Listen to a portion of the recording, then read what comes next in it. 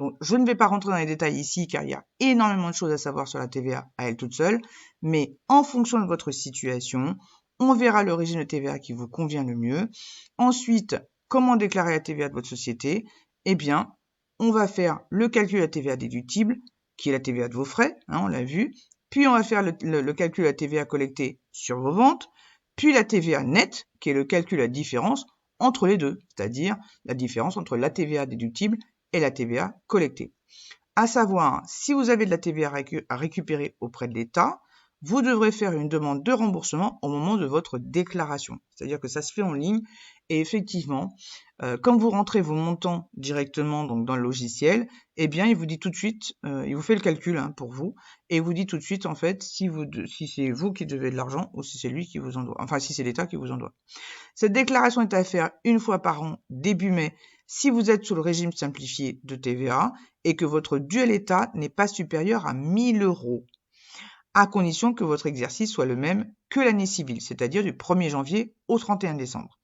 Si vous êtes au régime normal, vous devrez faire une déclaration de TVA et payer cette TVA une fois par mois. Et on comprend, quand on a déjà 15 000 € de TVA à payer, il vaut mieux se faire mensualiser.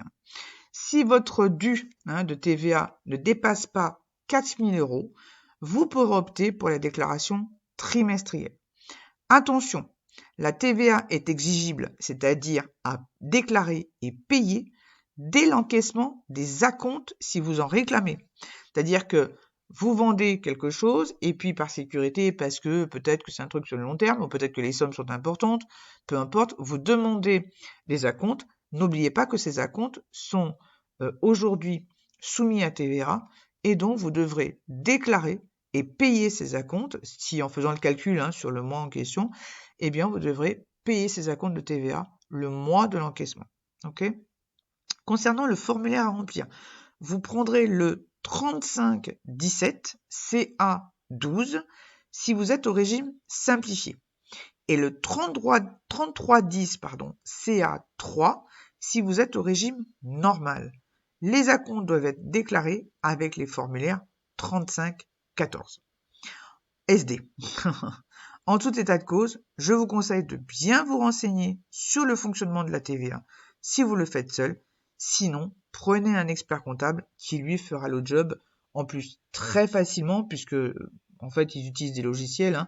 Il est obligé de faire votre compta par contre, donc attention au montant qu'il va vous demander, c'est évident. Pour sortir la TVA, il va être obligé de rentrer tous vos frais, toutes vos recettes. Donc vous allez être obligé de payer une compta complète. D'accord ?